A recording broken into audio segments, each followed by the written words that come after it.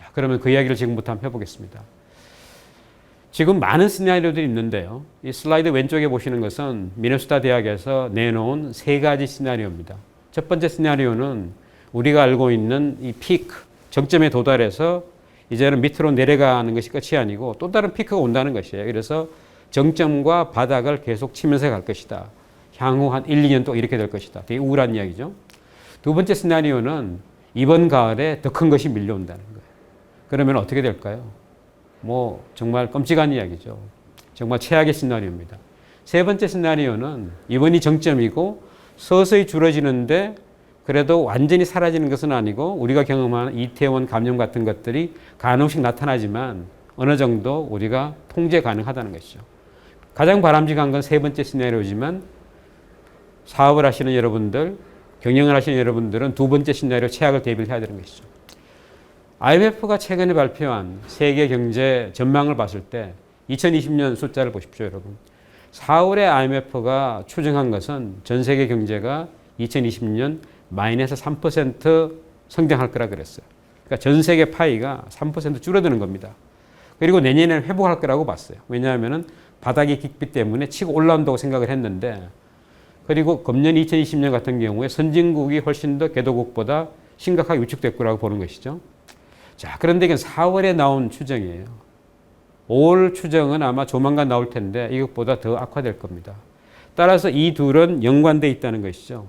그래서 우리는 이 모든 상황을 일희일비하지 말고 담담하게 받아들일 것 같습니다.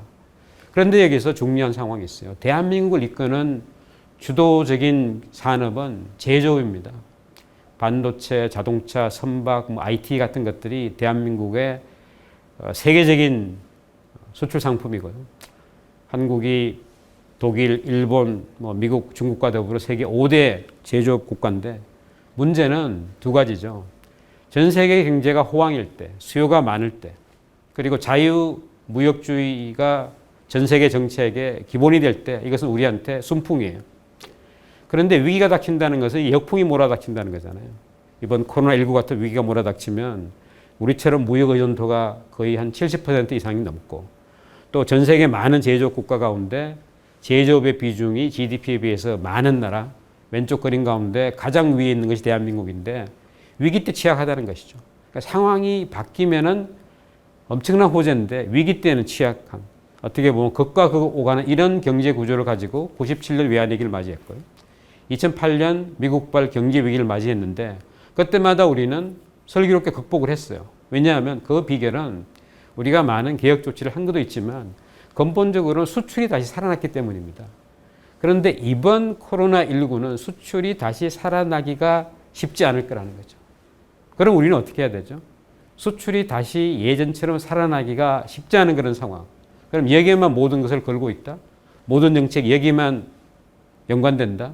그것은 제대로 된 해법이 아니죠. 자, 이 와중에 많은 국가들은 중국으로 갔던 공장을 자국으로 유치하려고 하는 리쇼어링 정책을 하고 있어요. 리쇼어링이라고 하기도 하고 비즈니스 유턴이라고 하기도 합니다. 사실 일자리가 워낙 중요해졌기 때문에 미국이나 유럽연합이나 일본이나 많은 국가들이 중국에 간 공장을 자국으로 끌어들이기 위해서 세제 혜택, 여러 가지 보조금, 이런 여러 가지 유도 정책을 채택을 하고 있지만 쉽게 돌아오지 않아요. 왜냐하면 중국이 그동안 경제 성장을 통해서 임금이 더 이상 싸지 않습니다. 그럼에도 불구하고 중국이 가지고 있는 어떤 생산 클러스터의 매력, 중국 시장이 커진 것, 이런 것 때문에 기업들은 그 인센티브대로 움직이지 않는 것이죠. 그런데 이것을 인센티브를 줄 수 있는 것들이 두 가지가 있는데 하나는 지금 벌어지고 있는 4차 산업혁명이죠. 디지털 대전환 같은 경우에 이제는 인간에 의존하지 않고 AI에 의존하고 로봇에 의존하는 이런 스마트 팩토리 때문에 자국으로 돌아갈 수 있는 요인이 어느 정도 생기는 거예요. 또 미국의 어떤 강압적인 정책, 조금 전에 보신 대로 미국의 기술을 사용해서 화웨이의 반도체를 공급하면은 무역 제재를 가하겠다. 그 협박이죠. 협박 때문에 사실 한국의 많은 기업들이 이미 트럼프 대통령이 되고 나서 미국에 공장을 지었고요. 대만 TSMC 같은 경우에는 화웨이와 거래를 안 한다는 이런 뉴스까지 나오고 있는 그런 상황입니다. 자, 그러면 한국은 중국에 가 있는 많은 공장들이 이 기회에 다시 돌아올 수 있을까요? 저는 여기에 대해서 부정적입니다. 왜냐하면 한국은 미국이나 유럽연합처럼 자국 시장이 크지 않아요. 그리고 한국의 많은 제조업들은 이미 글로벌화했기 때문에 한국으로 돌아오는 경우에 만만치 않은 비용을 치러야 됩니다.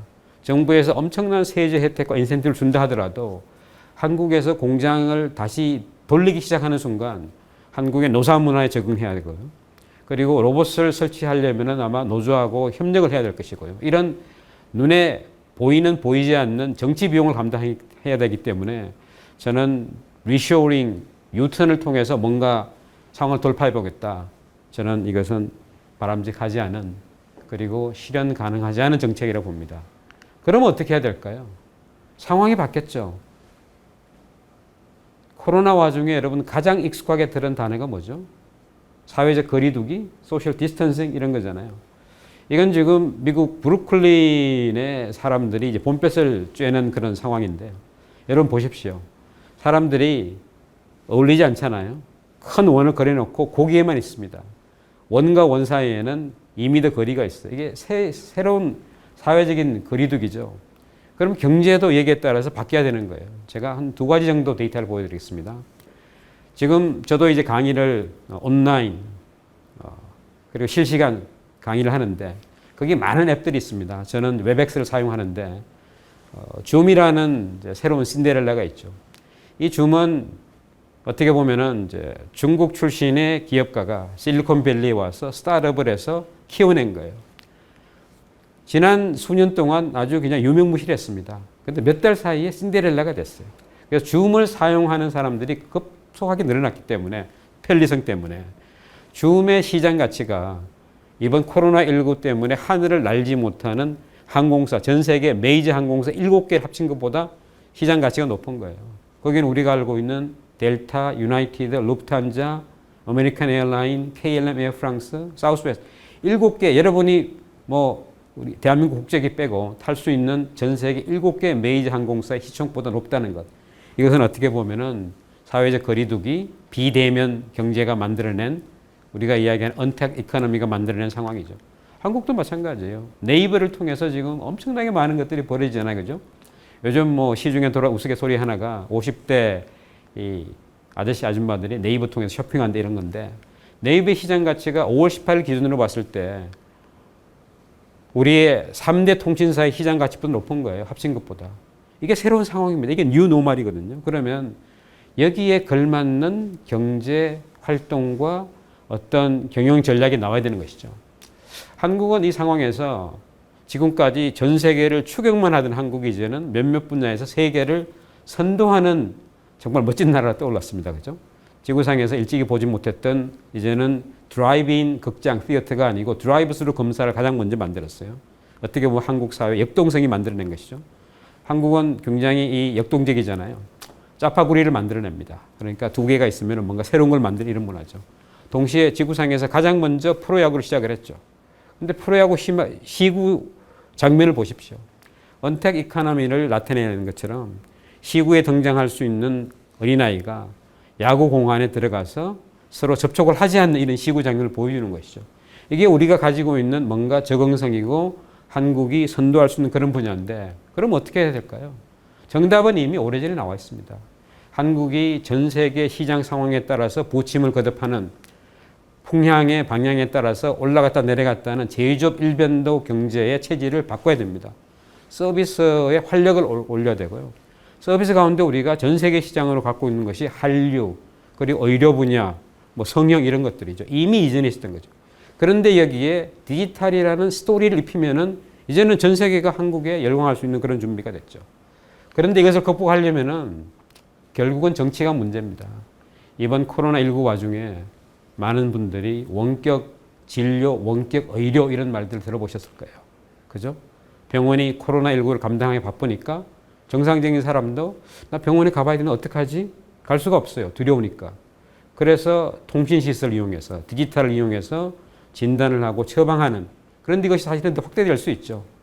그래서 아마 전 세계는 이번 기회에 원격 의료 쪽으로 패러다임이 완전히 바뀔 것 같습니다.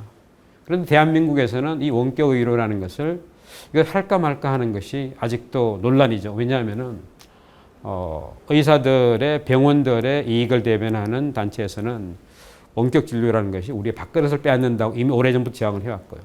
정치권에서도 이제 표를 생각해야 되기 때문에 이 원격 진료를 하게 되면은 소비자들은 좋은 걸 알겠는데 이게 어떻게 되지? 이런 논란을 우리가 계속 하고 있다면 우리는 온 기회를 활용할 수가 없어요. 발로 차는 거거든요.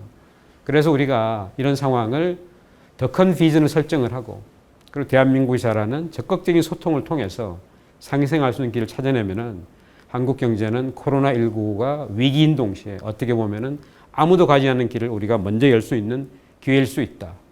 이런 생각을 하게 됩니다. 제가 오늘 강의를 끝내면서 시간이 굉장히 짧기 때문에 여러분이 관심을 갖고 있을 미중 전쟁이 어떤 식으로 전개되고 있고 이 전쟁의 양상은 뭐고 누가 결국 이기게 될 것이냐 그리고 한국은 어떤 준비를 해야 될 것이냐 여기에 대한 소상한 내용을 담은 제 책을 소개하고자 합니다. 이 책이 작년 5월에 나왔고요. 최근 코로나 상황을 반영을 해서 개정 정보판이 곧 시중에 5월 말에 나올 겁니다. 여러분 이 책을 보시고 더 궁금한 점이 있거나 오늘 강의에 궁금한 점이 있으면 저에게 연락을 주시면 적극적으로 소통하겠습니다. 감사합니다. 행운을 기원합니다. 감사합니다.